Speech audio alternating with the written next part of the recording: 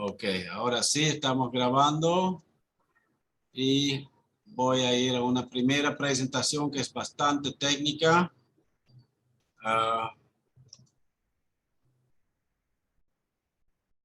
Se ve bien, ¿no? Sí, Sí, se ve Sí, se bien. ve. Ya, voy a hablar del tema de cambio climático como introducción de la parte ambiental, donde hablo qué es el clima boliviano en términos generales, cómo funciona, ¿no? Desde la biología, digamos, qué implicaciones tiene ese clima también para la producción, para la vida social, económica, y después ya entró en lo que son los efectos del cambio climático para poder entender mejor cuáles son las causas y qué impactos este está generando también, ¿no?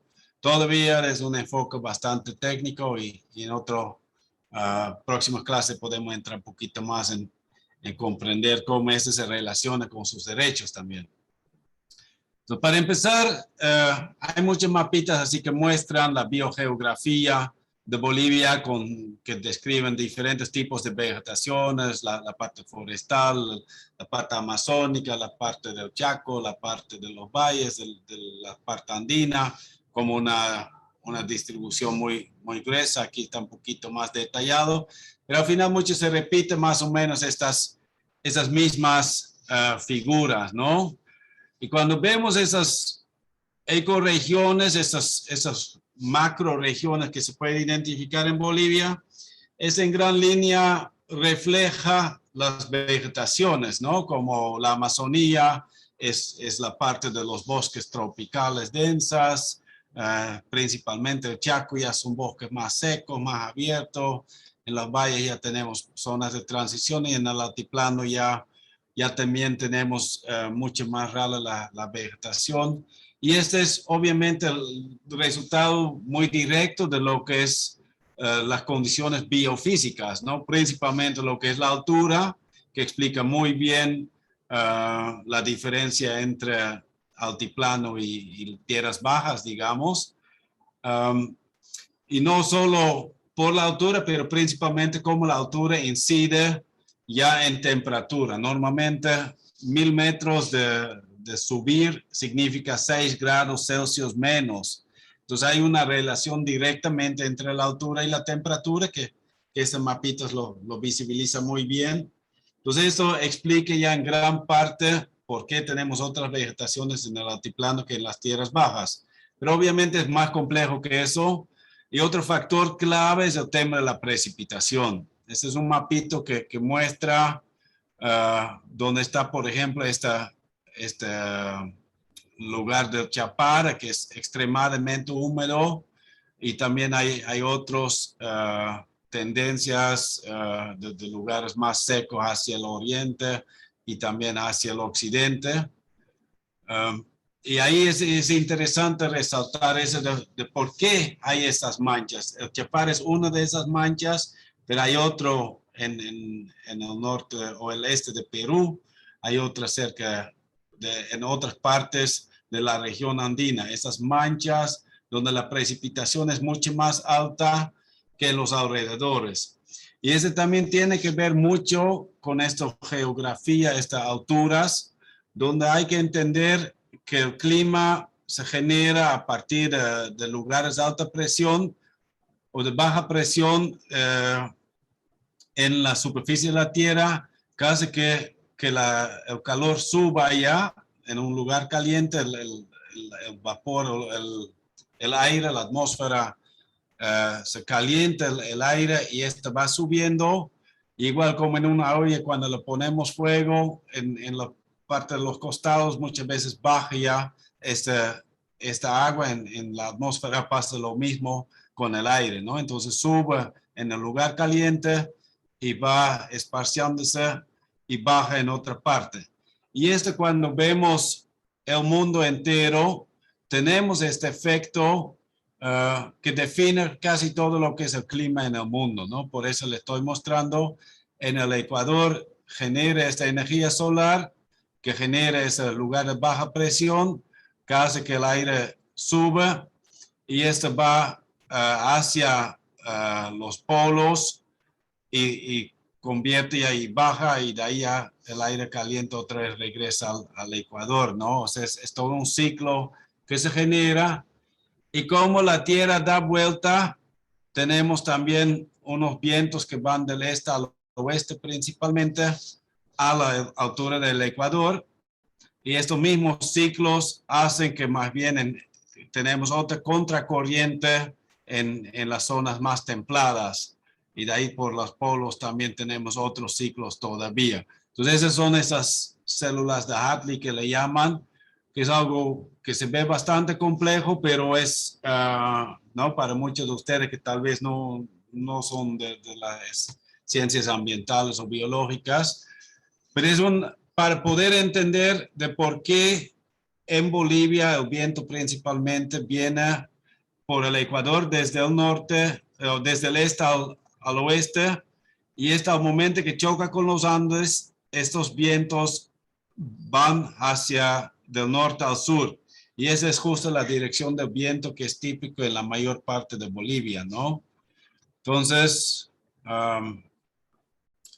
aquí lo quiero explicar eso también. Cuando esos vientos vienen del este al oeste y chocan con los Andes, ahí los Andes son una elevación, hace que este aire suba. Y lo que acabo de explicar, que en las alturas la temperatura es más fría. Y pasa lo mismo con el aire, que como cuando sacamos una botella de refresco de la heladera, se forman esas gotitas en la parte exterior de la botella, que es el aire que se condensa debido al frío, ¿no? En aire frío, el agua se condensa más fácil que en aire caliente. En aire caliente puede contener mayor cantidad de vapor del agua.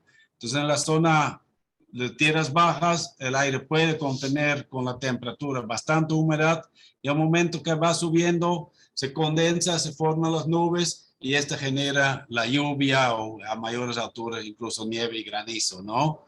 Entonces ese es el proceso importantísimo que explica de por qué la lluvia llega mucho a esa zona subandina hasta ciertas alturas, pero también explica porque este aire que ya ha tumbado, ya ha condensado el agua, un momento que pasa la cordillera al este del altiplano, ya vuelva a bajar en el altiplano o incluso al otro lado de toda la cordillera o la zona andina, y de ahí baja este aire seco y se calienta y más bien absorbe más humedad. En vez de condensar, más bien hay el proceso contrario, donde esta agua se va desapareciendo. Ya la humedad de las nubes más bien desaparece. Entonces tenemos como una sombra de lluvia atrás de los Andes. Y este explica en gran medida los diferentes climas que vemos en Sudamérica, donde tenemos esos vientos que decir del este al oeste sobre la Amazonía, choca con los Andes y se da este giro hacia el sur, hacia el sureste, incluso por la forma que tienen estas montañas andinas. Y esto genera la dirección principal que tienen los vientos en Bolivia, ¿no? Y de ahí es muy importante entender también el rol que tiene la Amazonía dentro de todo esto, donde la misma Amazonía, los árboles que van evaporando, que van transpirando el agua, genera esa zona de baja presión que hablé al inicio.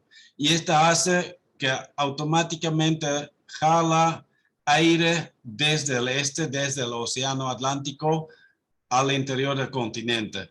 Y este aire que viene del océano viene cargado de humedad del mismo océano, que es altas temperaturas también que hay por este Ecuador por acá. Entonces va cargado de bastante humedad.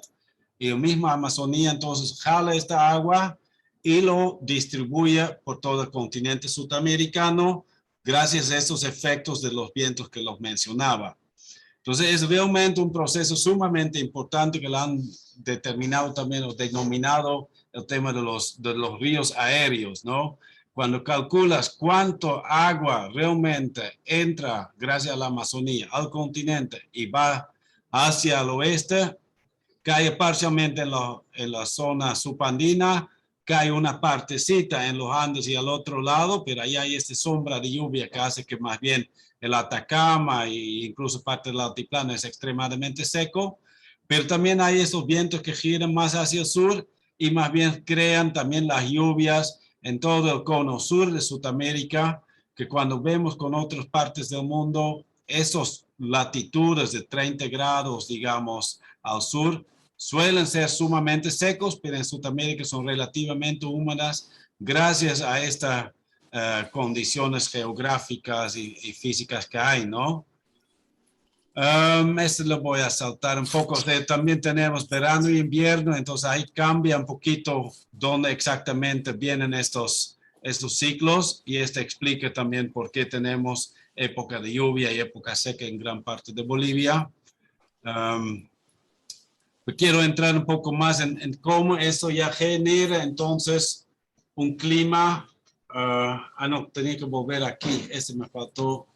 Claro, las manchas que también se ven aquí ocurren justamente porque hay como una cordillera. Cuando vemos aquí este punto, hay una cordillera que forma como una trampa para esos vientos que vienen del norte al sur y chocan con la cordillera aquí en Bolivia y obligan a esos aires a subir y esto hace que entonces se condensa más agua y que hay mayores cantidades de precipitación, por ejemplo, en el Chapare, ¿no?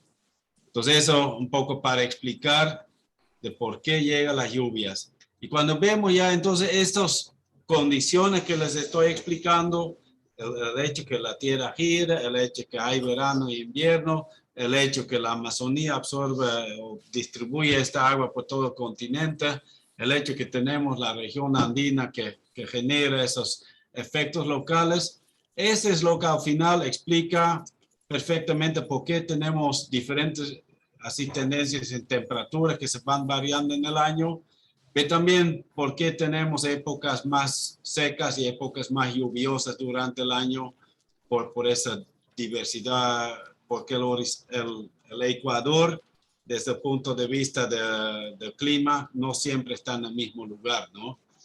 Entonces tenemos esos efectos y estos clima al final determina ya tus opciones productivas, tus vegetaciones y todo lo demás que ya hablamos.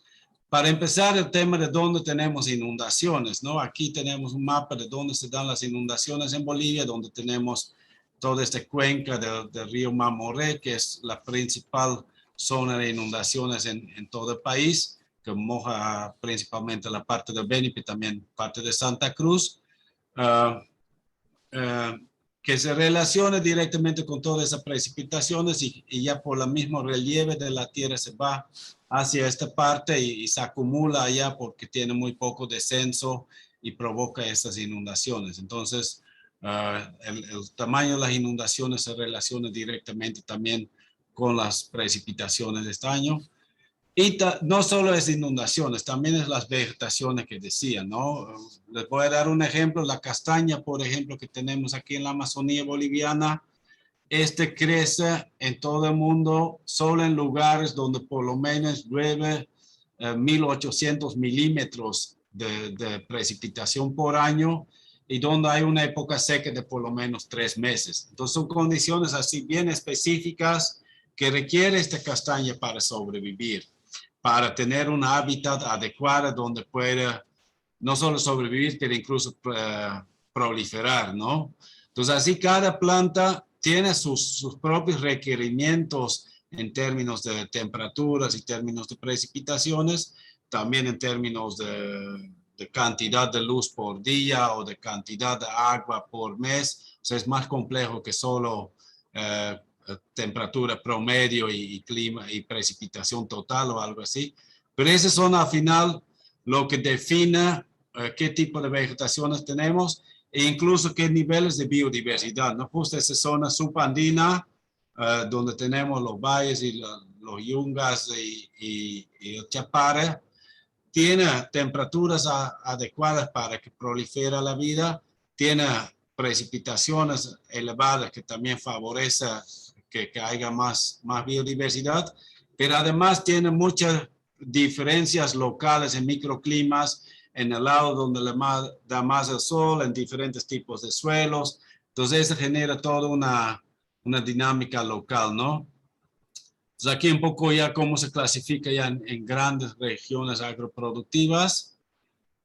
Y aquí ya lo que yo decía de la biodiversidad, cuando ya vemos en el mundo dónde se da la biodiversidad, justo estaba hablando de los Yungas y el Chapare, que es esa zona donde se dan justo las condiciones más adecuadas para tener una enorme biodiversidad, ¿no? Y como biólogo, me gusta resaltar que Bolivia realmente tiene niveles de biodiversidad que no se da en ninguna otra parte del mundo, ¿no? Yo mismo soy de Holanda, de un puntito por acá, donde en términos de animales tenemos un porcentaje mucho menor, ¿no? Incluso en un solo árbol en la Amazonía puede haber más especies de insectos que en toda Europa juntos, ¿no? Realmente estamos hablando de extremos que no se pueden imaginar y qué significa todo eso, ¿no? Yo creo que es muy subestimado, pero también aquí este mapa muestra animales vertebrados, donde son las zonas de mayor biodiversidad,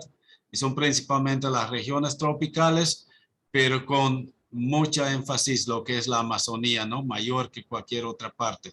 Y cuando vemos en plantas, allá se vuelven más importantes esos microclimas con diferentes tipos de alturas, y de ahí es justo esta región andina de Bolivia también que resalta mucho, que es justo esta mancha que se ve aquí, como esta enorme biodiversidad que da la vida allá, ¿no? Ese lo voy a saltar. Lo que decía de la castaña, o sea, ya adelanté un poquito. ¿Dónde crece la castaña? Tiene que ver donde hay este clima favorable que le explicaba. Y ese es mucho más conocido para los cultivos agrícolas, ¿no? Aquí, por ejemplo, hay los datos de qué requiere la yuca en términos de requerimientos climáticos, que requiere un fotoperiodo corto, que tiene de 0 a 2.000 milímetros o metros sobre el nivel del mar, 3.000 milímetros de lluvia por año, ¿no? Entre 600 y 3.000. Y tiene así sus rangos térmicos claros, ¿no? No crece en cualquier clima, no produce lo mismo en cualquier clima. Entonces, esos son datos fundamentales que explican por qué cada parte de Bolivia tiene su propia producción, ¿no? Y esto ya, por ejemplo, podemos ver dónde se produce yuca en Bolivia, es principalmente en Santa Cruz, y parte de Cochabamba. También hay otros municipios en otras partes del país donde también produce algo, pero por lo general cumple muy bien con esos requisitos climáticos. Y claro, después también hay otros factores sociales y económicos, el tema de acceso al mercado, el tema de densidad poblacional, que también afecta mucho a esta productividad, ¿no? Pero el clima sí es extremadamente importante para todo eso. Entonces ahí, en base de eso también se da su planificación de desarrollo productivo en diferentes partes del país. Aquí otro ejemplo de la Amazonía, donde identifican ya en una zona donde hay muy altas densidades de castaña, hay otras zonas donde hay más opción para pesca fluvial o de otros productos forestales como el azaí o el cacao. Hay otras zonas que ya son buenas para la producción de leche, que son más pampeñas, por ejemplo, y así sucesivamente. Se va identificando directamente base en el clima como tal, que defina tanto la vegetación natural y hasta los suelos que hay, y que también define ya las condiciones climáticas para qué tipo de producción son aptos, ¿no? Entonces, eso creo que es clave para entender de qué pasará cuando hay un cambio climático, ¿no? O sea, cuando cambia el clima, vamos a cambiar esas condiciones y vamos a cambiar esas aptitudes para la producción y las opciones que tenemos para el desarrollo productivo en diferentes partes del país. Entonces, para entender eso, primero hay que entender cuáles son esas funciones ecosistémicas que nos genera las vegetaciones también que genera, ¿no? O sea, cuando estamos hablando principalmente de los bosques, pero también otros tipos de vegetaciones, ¿no? Pampas, bofedales, lo que lo que sea que hay, al final todos cumplen en mayor o menor grado ciertas funciones ambientales o ecosistémicas, como le llaman, o los servicios ambientales, más o menos el mismo término, ¿no? Un poco que el término servicio ambiental tiene una connotación más comercial de pagar por un servicio, y con función ecosistémica están más hablando del concepto ecológico, la función que cumple hacia el mismo clima, hacia la biodiversidad y también hacia el ser humano. Entonces, una de esas funciones más conocidas es la captura de carbono, ¿no? El famoso pulmón del mundo, que se debe directamente en el tema de la, de la fotosíntesis, donde las hojas verdes de los árboles tiene esa clorofila, esa función que permite capturar dióxido de carbono del aire y lo convierten en carbono, que es la misma biomasa de los árboles y las plantas, más o menos la mitad es carbono. Y la otra parte del dióxido de carbono es justo el oxígeno que produce, que es lo que le interesa mucho al ser humano y lo demás fauna que requiere es oxígeno para vivir, ¿no?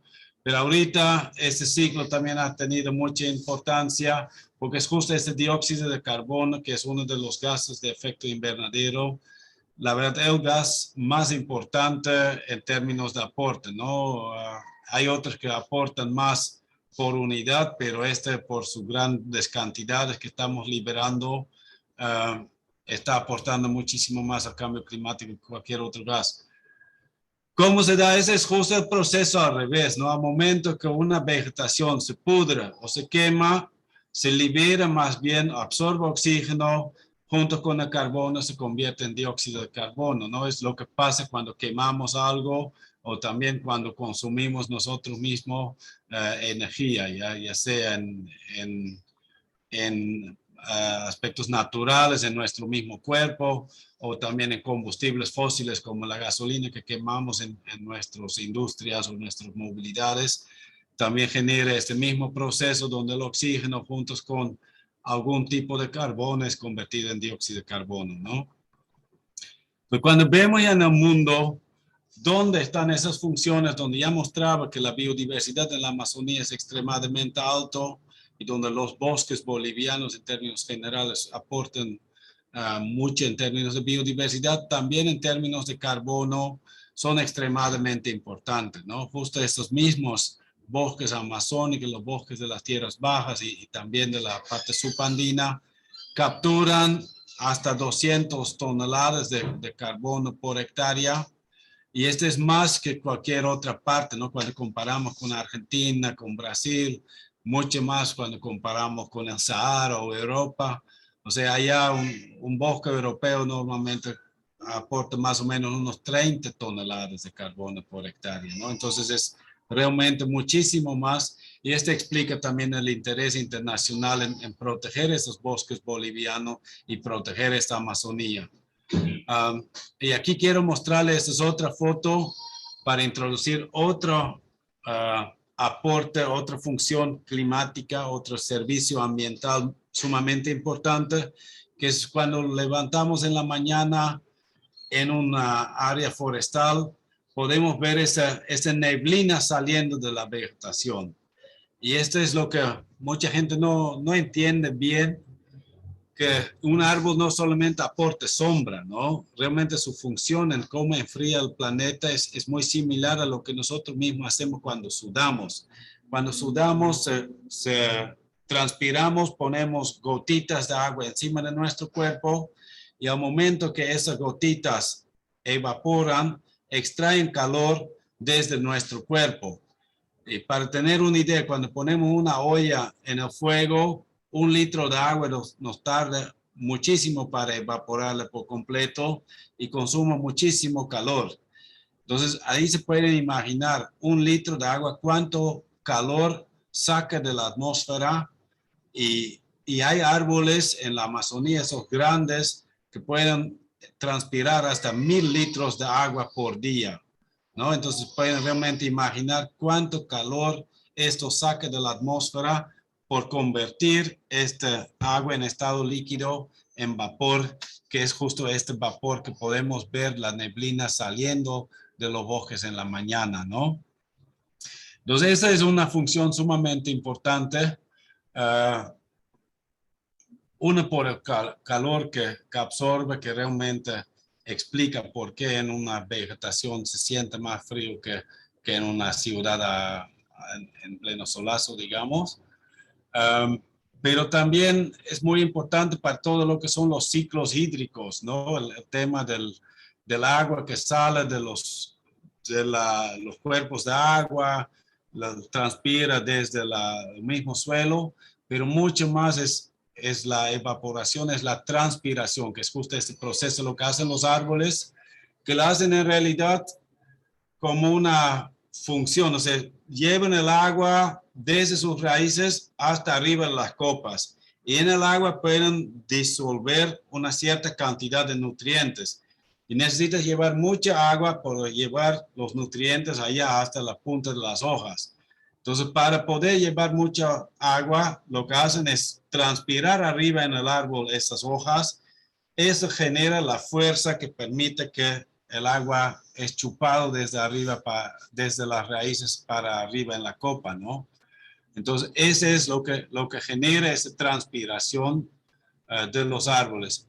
Entonces, cuando hay una agua que cae en un espacio agrícola, por ejemplo. Así que lo están haciendo para vos. Disculpa, ¿alguien quería decir algo? ¿O era un accidente, un micrófono encendido? Continúo. Entonces, cuando tenemos agua que cae en un área agrícola, esta agua lo que pasa, se cae o en una vegetación abierta.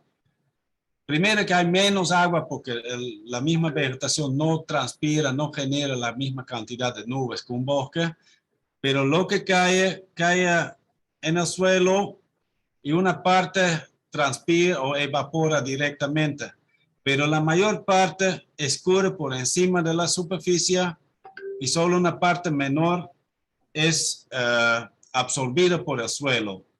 Cuando tenemos un bosque, estos procesos son completamente distintos, ¿no? Hay más agua que cae, una parte es evaporado y transpirado, otra parte escurre por encima, pero una gran parte es absorbida por el suelo porque se queda atrapado en la vegetación, en la hojarasca, en las raíces, por la vida que hay en ese suelo, facilita que el agua entra. Entonces eso favorece también que esta agua va saliendo poco a poco hacia el río. Donde tenemos una vegetación abierta, un cultivo agrícola, por ejemplo, el agua con lo que escurre lleva sedimentos y deja incluso un arroyo o un río bastante turbio. Y el otro agua se va liberando poco a poco con un agua mucho más limpia que es filtrado por ese suelo, pero además un agua que se va liberando durante todo el año. No que hay una agua que corre rápido generando inundaciones y meses después está extremadamente seco. Entonces, esas funciones de los bosques son importantísimas para entender todo lo que está pasando también en Bolivia, cada vez a mayor magnitud, y donde podemos entender también esos procesos ya a gran escala, donde esta Amazonía genera esas lluvias, que lo transporta para todo el país, e incluso las partes del altiplano que reciben aguas, la zona de Chaco, al final todo llega desde la Amazonía continental, ¿no? Entonces, con el cambio climático, todo eso está cambiando. Estamos generando impactos muy breves. Espero que más o menos entiendan el tema del cambio climático, el efecto invernadero, que se debe a la energía solar que entra en la atmósfera. Una parte reflejada ya por la atmósfera, pero la mayor parte llega y toca la superficie terrestre y este refleja ya esto, ya el calor o la energía solar, la luz se convierte en calor al tocar la superficie y este va por la atmósfera saliendo. Y cuando hacemos un invernadero, ¿qué hacemos? Que este calor lo atrapamos y la misma atmósfera hace lo mismo, ¿no? En vez de vidrio tenemos una capa de gas alrededor de nuestra Tierra que también funciona de la misma manera que este sol entra y queda atrapado ya el calor en la atmósfera. Una parte siempre sale y este más o menos genera un equilibrio. La energía solar que entra es más o menos equivalente a la energía por calor que pierde la Tierra hacia el universo, hacia el espacio. Pero ¿qué pasa cuando cambiamos esta atmósfera con los gases de efecto invernadero? Los gases de efecto invernadero son los gases que tienen la capacidad de absorber este calor que sale de la Tierra cuando la energía solar choca y lo queda atrapando, ¿no? Como igual que el vidrio de un invernadero o casi como una colcha, digamos. Entonces, eso hace que el calor se quede más atrapado. Entonces, el efecto invernadero en realidad es natural, pero es un efecto invernadero acelerado que genera lo que es el calentamiento global. Por si acaso, si hay duda, es bien comprobado que es un proceso muy real a nivel científico. No hay nadie que tiene realmente dudas que esto ocurra y que el ser humano es causante de este calentamiento global acelerado que se está dando en el mundo. Incluso hay muchísimos artículos que pronostican qué va a pasar con todo esto y cada vez son más preocupantes porque cada vez los procesos son más acelerados y con retroalimentaciones muy preocupados también, ¿no?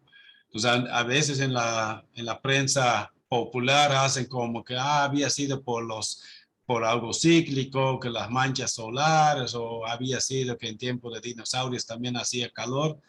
Todo eso los científicos saben y igual están sumamente preocupados para que no quede ninguna duda sobre esto. Ese es un mapa bastante, un grafiquito bastante viejo que era hasta 2010 nomás, más o menos 2005, donde ya pudimos ver que el dióxido de carbono principalmente y la temperatura realmente tienen una relación muy estrecha.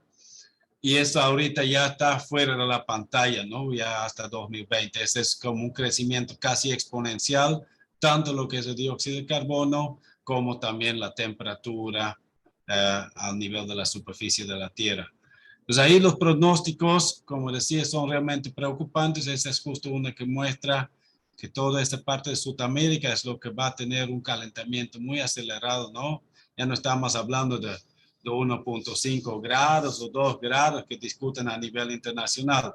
Ese es el promedio. En los océanos tenemos un calentamiento relativamente bajo, pero es justo el Polo Norte que está calentando muchísimo, que tal vez han podido ver en la prensa con los osos polares que ya no tienen ni hielo donde vivir. Pero otra parte es justo la Amazonía, que es otra de las regiones que más va a sufrir este efecto de calentamiento global, ¿no? Y aquí hay algunos datos ya de estimaciones para Bolivia. De hasta 2050 podría aumentar hasta 4 grados más, dependiendo un poco en la estación de seca o de lluvia. Y también cómo varía eso en términos de precipitaciones, que la verdad es más difícil pronosticar, ¿no? Y cuando entendemos esto, yo empecé a hablar de la castaña que necesita una temperatura de tanto y una época seca de tanto, podemos entender que eso puede tener consecuencias drásticas, ¿no? Esos son los escenarios que se está calculando, cómo es actual hasta 2020, hasta 2030, hasta 2040 y ya en 2050 podemos ver que realmente las temperaturas, por ejemplo, en toda esa zona de Santa Cruz, que aquí todavía estaban entre 20 y 25 grados, ya van a estar de 25 a 30 más bien, ¿no? Y igual aquí en el altiplano se ve realmente una diferencia, ya donde aquí todavía estamos con 5 a 10 grados, ya los pronósticos ya son que va a llegar a 10 a 15 o incluso partes mayor que eso, ¿no? Aquí en los valles de hasta 20 grados, digamos, ¿no? Entonces va realmente aumentando y esto a veces puede ser favorable, ¿no? Tal vez en una región andina donde no hay muchas opciones de producción porque hace mucho frío, el hecho que aumente un poco la temperatura, tal vez le da mayores oportunidades para producir otros cultivos, ¿no? Pero realmente son consecuencias que realmente preocupan. Aquí un mapita también en términos del trigo es este, ¿no? El trigo ahorita en Pando, en teoría, se podría producir trigo, pero ya aquí hasta 2050, este ya no sería una oportunidad para la mayor parte de Pando, ¿no? Entonces, son diferencias, se está achicando esta área.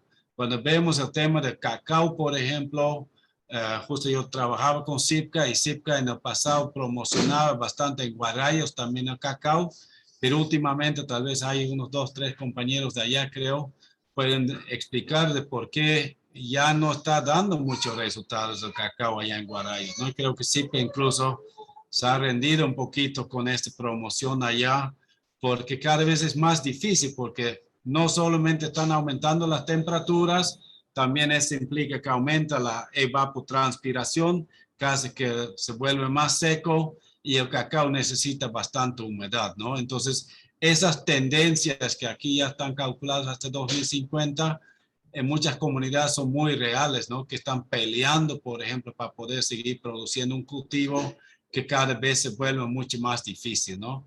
Entonces, esto es algo muy directo, un impacto del cambio climático que creo que muchas veces subestimamos, ¿no? Incluso cuando estamos reforestando áreas, estamos plantando árboles para los próximos 50 o hasta 100 años que puede durar un árbol, pero estamos plantando pensando en el clima de ahorita y no en el clima que podría tener aquí en 50 años.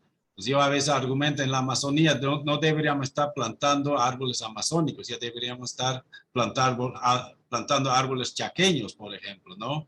Porque más o menos este clima más seco, más caliente, es lo que vamos a tener de aquí en 20 años cuando queremos cosechar las frutas de nuestros árboles, tal vez, ¿no? O aprovechar su madera.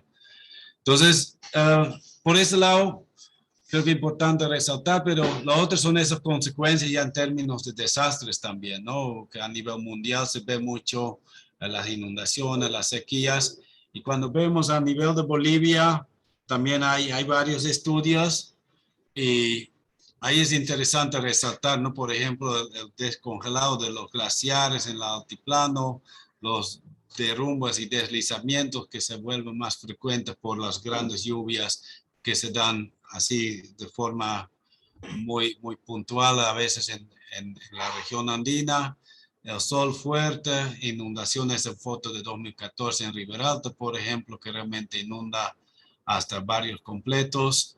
Tenemos los incendios, tenemos las sequías y también el tema del lago Poopó, por ejemplo, estos lagos que se va secando. Lo que yo quiero resaltar aquí es que estos 6 están directamente vinculados al tema del agua. El agua es sumamente importante cuando analizamos el cambio climático. Muchos hablan del aumento de la temperatura.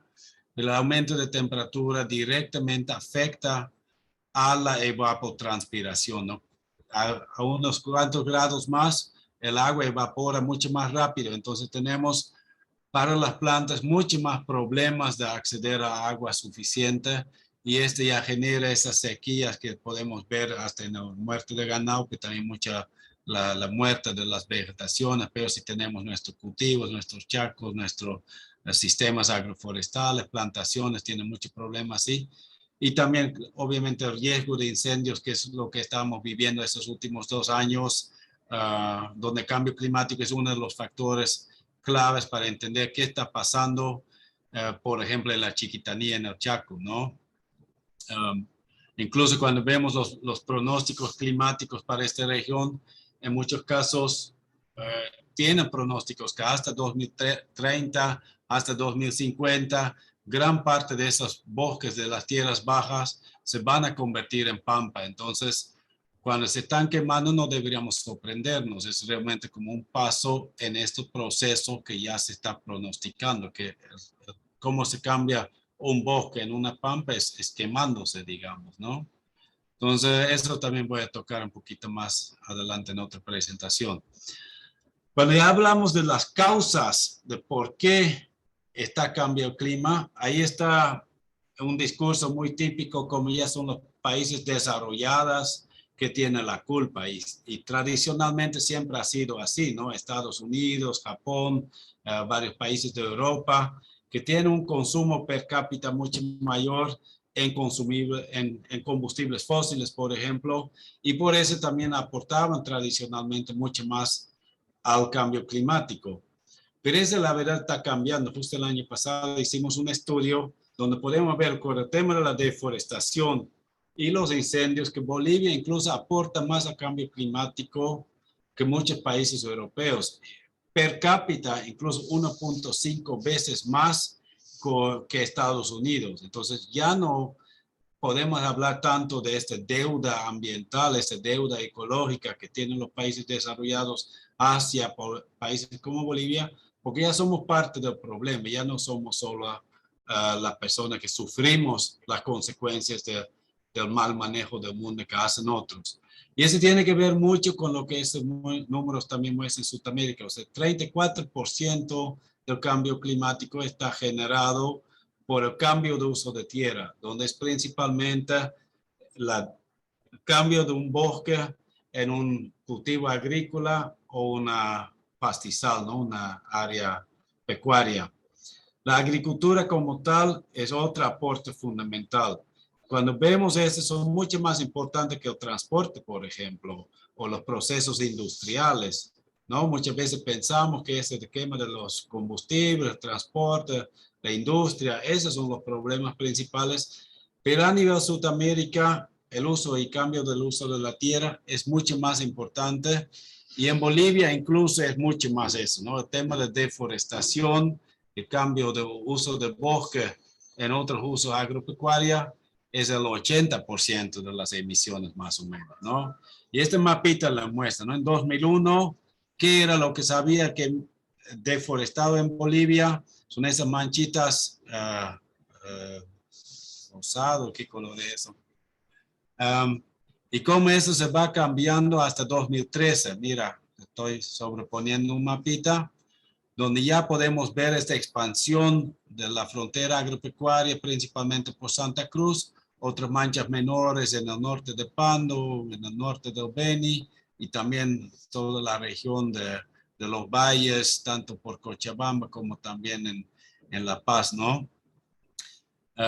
Y eso ha avanzado mucho en los últimos años hasta 2019, donde podemos ver realmente esta expansión hacia la Chiquitanía, hacia el Ñambiguazú, hacia la Chaco, y también ya en la Amazonía también se va avanzando, igual como en países frontera vecinos, ¿no? Como Brasil tiene muy fuerte también este avance en frontera agrícola, y ni hablar de Paraguay, donde realmente se ve tendencias muy preocupantes también de deforestación a una escala muy grande que, que implica toda esa liberación de gases de efecto invernadero de aporte al cambio climático, ¿no? Entonces aquí está ese dato que acabo de dar, como que la cantidad de dióxido de carbono que se liberó en Bolivia en 2019 fue más o menos similar a todo lo acumulado desde 2000 hasta 2018 y fue 1.5 veces más con un habitante promedio de Estados Unidos, que es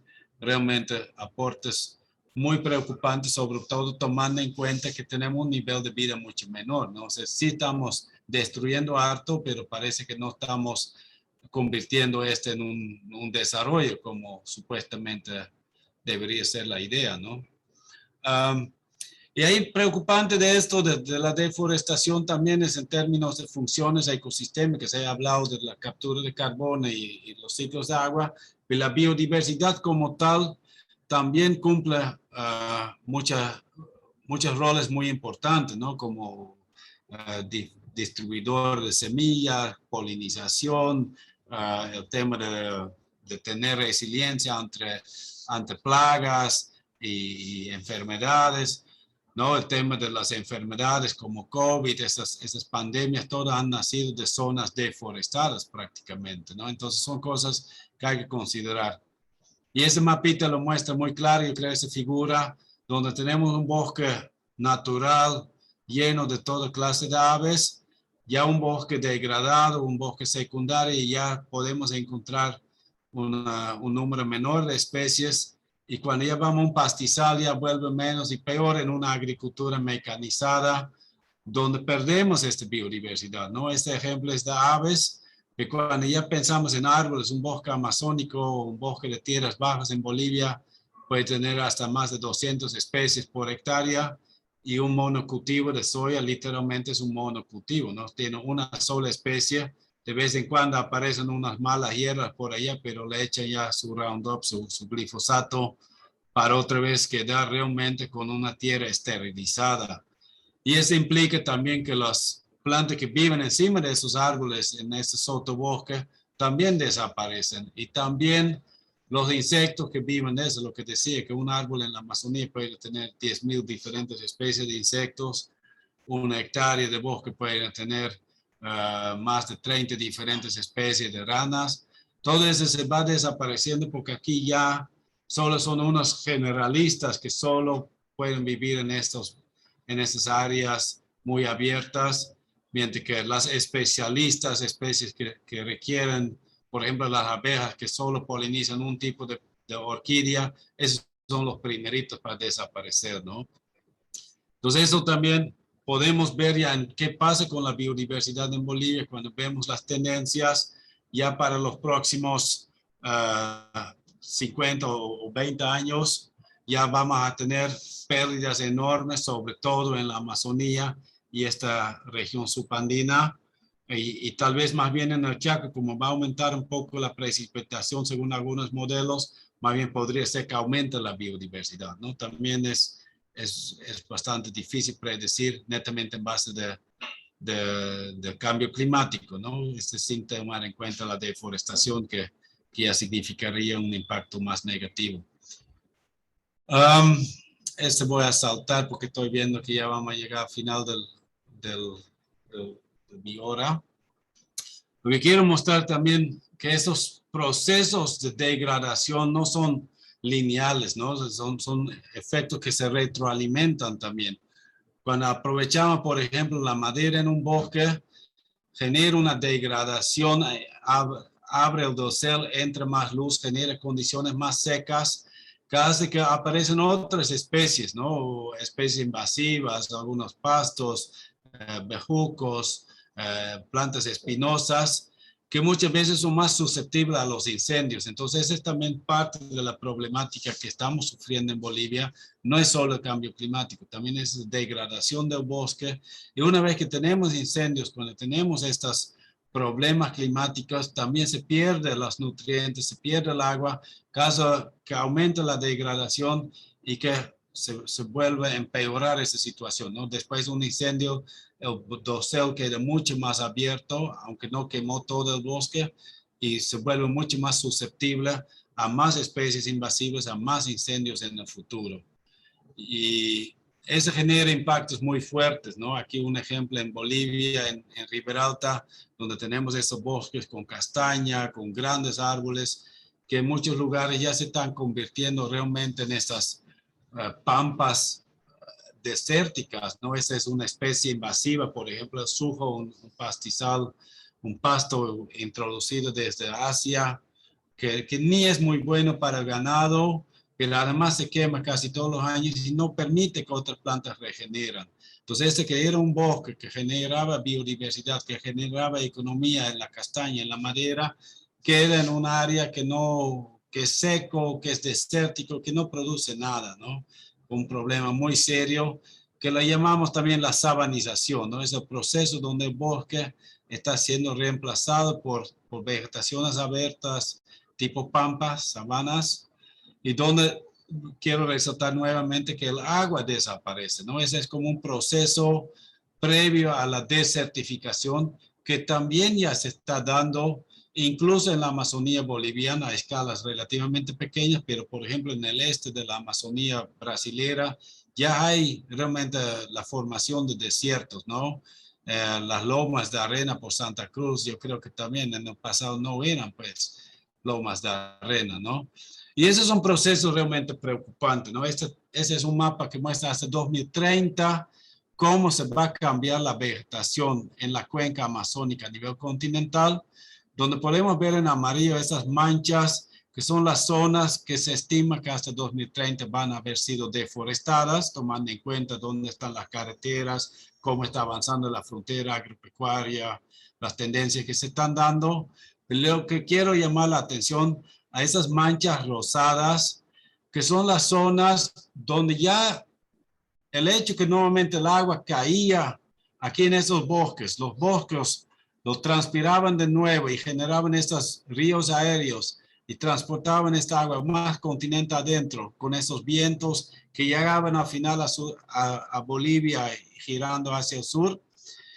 Esta agua que ahorita cae en esas áreas deforestadas ya no son transpiradas de nuevo a la atmósfera. Se caen aquí, se escurren hacia el río y se van al Atlántico. Y cuando ya estas aguas ya no son recicladas, podemos entender que va a llegar menos agua. Lo que va a pasar principalmente es que las lluvias ya se están atrasando, ya no llegan al mismo tiempo, y cuando llegan de repente con mucha fuerza, y todavía tenemos a veces precipitaciones que a nivel anual más o menos mantienen los niveles antes, pero se dan en otros ciclos y en otros tiempos, y esto va a generar que el bosque como tal también tiene requisitos. O sea, un bosque para sobrevivir necesita lluvia. Y justo eso es lo que vamos a ver en la Chiquitanía, que ya no está llegando suficiente agua o no en las épocas adecuadas para mantener esta Chiquitanía como bosque. Se va a convertir en pampas. Esos son los pronósticos hasta 2030 que también se dan en la mayor parte del Beni e incluso parte de Pando. Y es justo lo que estamos viendo, ¿no? Lo que se vive en la Chiquitanía, en el Chaco, en esos bosques, es justo lo que se ha pronosticado, donde estos bosques van a desaparecer y donde se van a ser reemplazados por pampas, y donde ya se quemó el bosque, ya no está recuperando bosque, ya está recuperando otro tipo de vegetación, como lo que mostraba en mi foto, donde la provincia de Bacadíes, donde también una vez que entró fuego, se vuelven sujales, se vuelven pampas, y ni siquiera las pampas muy diversos que son típicas de las tierras bajas de Bolivia, pero unas pampas casi mono específico, no solo el sujo nomás, y se quema, y con tierras, con suelos sumamente degradados también, que ya no tienen nutrientes, que ya no tienen el agua como antes. Entonces, ese es con qué quería terminar esta primera presentación bastante preocupante de qué es lo que... Ahorita, ¿cómo salgo de aquí? Se me chupó mi máquina. Algo salió mal.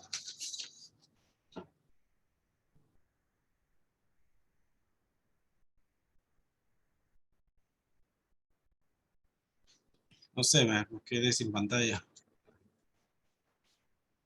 ¿Me escuchan todavía? Sí, Lick. Sí, sí. Lo escuchamos y lo vemos. Se escucha muy bien. Licenciado, lo escuchamos. Ya, no, con ese quería dar mi primera intervención, mi primera presentación, digamos, para poder pintar este panorama tan preocupante, ¿no? Como que realmente hay unas tendencias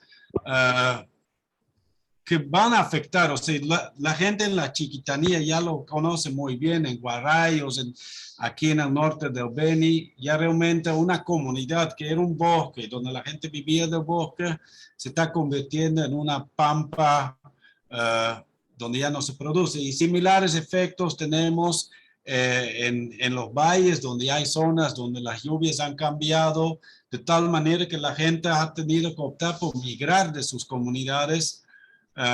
Incluso en el altiplano también, o en la zona andina, hay zonas donde ya los glaciares han descongelado y que ya no hay el agua para el riego. Entonces, cada zona tiene sus impactos de eso, ¿no? Entonces, eso me gustaría que vayan pensando para mañana, porque ya son las 9, que vayan pensando eso un poquito y que mañana podemos empezar a hablar un poco de esto. ¿Qué realidades tienen en sus diferentes partes del país, y que vayan pensando en cómo eso afecta los derechos? Si tienen derecho a un ambiente sano, si tenemos derechos personales, si tenemos derechos humanos, si tenemos derechos colectivos, ¿qué significa ese cambio climático en términos de derechos, no? esa sería como una reflexión que les voy a pedir para mañana.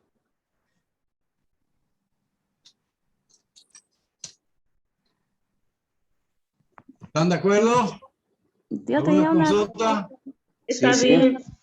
Licenciado, Yo a mí su presentación me ha parecido fantástica y me nace una pregunta lógica que yo no soy de ninguno de los medios, entonces no puedo, no puedo saber, pero perdón si cometo mucho error.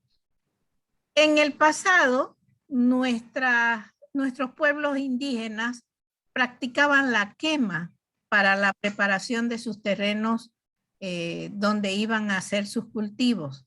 Esto no afectaba al- al- a los ciclos climáticos. Um, no está tan sencillo, digamos, ¿no? O sea, cuando vemos, por ejemplo, el Beni, donde más conozco los estudios arqueológicos, donde ya hace 10.000 años había gente, cuando llegaban era más pampa que ahorita, ¿no? Ahorita hay más bosque en el Beni que antes, y el ser humano quemaba, dominaba su paisaje, usaba el fuego en formas muy extensas, pero igual lograba que se recupera el bosque, que se mantiene el bosque. Y creo que,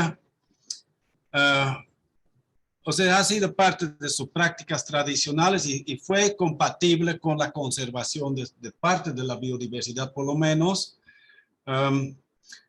Pero ahorita también se dan condiciones a veces diferentes, ¿no? Cuando ya hay ahorita en la Amazonía, más antes una quemaba su chaquito nomás y era casi imposible cuando la hacías en septiembre, octubre, porque ya había lluvias. Entonces el bosque ya estaba húmedo. Entonces vos quemabas tu chaco y el fuego no escapaba al bosque.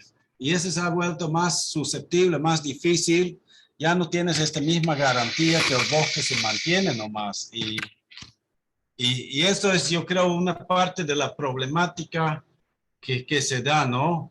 Que ya el bosque ya no es lo mismo que antes, ya se ha vuelto más susceptible. A ver, hay más preguntas todavía. licenciado, yo Laura. sí. Quería hacerle una preguntita. Quería saber qué tipo de árboles son las que capturan más dióxido de carbono. Ya, ese Este no está sería, fácil, pero normalmente es el árbol mientras más grande, cuando puedes entender que más o menos la mitad del peso de un árbol es carbono. Entonces, mientras más pesa el árbol, más carbono ha capturado también. Y claro, los árboles que crecen más rápido en tiempo también capturan más, ¿no? Esas son más o menos las reglas. ya porque sería una sugerencia, digamos que el árbol que absorbe más dióxido de carbono sería de poder reforestarlo más, ¿no? Para que Sí, ya, por ejemplo, aquí en la Amazonía, la castaña es la especie que más captura, porque una que es sumamente grande, son hasta 50 metros de altura, diámetros de más de 1 metro, pero la otra es que tiene densidades buenas también, ¿no? Entonces, pero sí, la castaña podría ser interesante porque además crece bastante rápido cuando tiene suficiente luz, ¿no? Entonces, sí, tienes razón, digamos, con tu argumentación, funciona más o menos así. ya, eso sería. Ya, Daniel es otro que levantó la mano.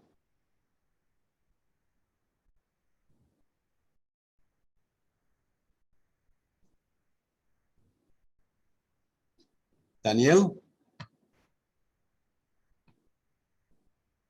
¿estás con tu micrófono apagado o ya no quieres preguntar? Sí, buenas noches, licenciado. Así como estaba diciendo usted sobre el carbono, eh, claro que de esta misma manera se puede ver que se oxigena a lo que es a la planta, porque acá trabajo un poco con el carbón y se podría decir que le utilizamos como un sustrato y aparte la chala de arroz que ayuda a la planta a que ésta se proporcione de organismos, ¿no? Más que todo de nutrientes. Es como un sustrato que ayuda a la planta en sí. Entonces, por eso allá lo hacen en gran manera, lo chaquean. Además, como usted lo estaba diciendo, licenciado, estoy de acuerdo con eso, que ya es una práctica tradicional que lo van haciendo desde anteriores décadas, ¿no? Ellos limitan sus parcelas, ya saben limitar sus parcelas, hasta dónde debe quemar, qué proporción debe quemar. Es como un ciclo en sí que se hace, ¿no? Para ellos, para la producción. Eso.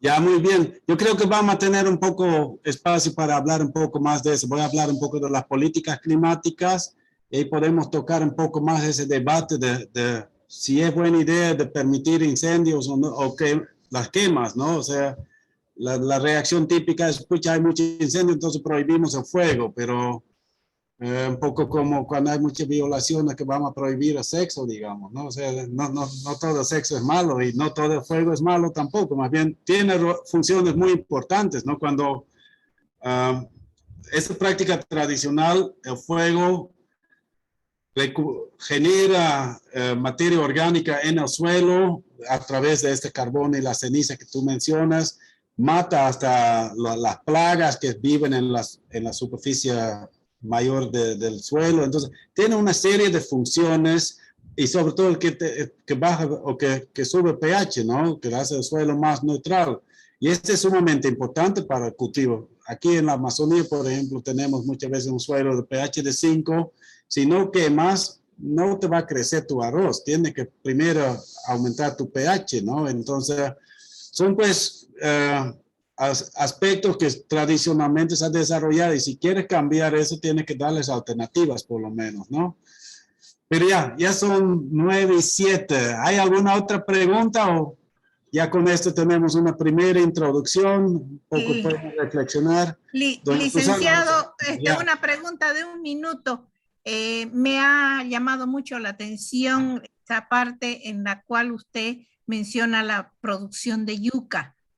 Y estoy haciendo una investigación desde el punto de vista alimenticio y me interesaría saber, de acuerdo a sus conocimientos, de dónde puedo encontrar información sobre la yuca venenosa o amarga y si se da en el Beni, en qué zona y cuál su tratamiento. Ya.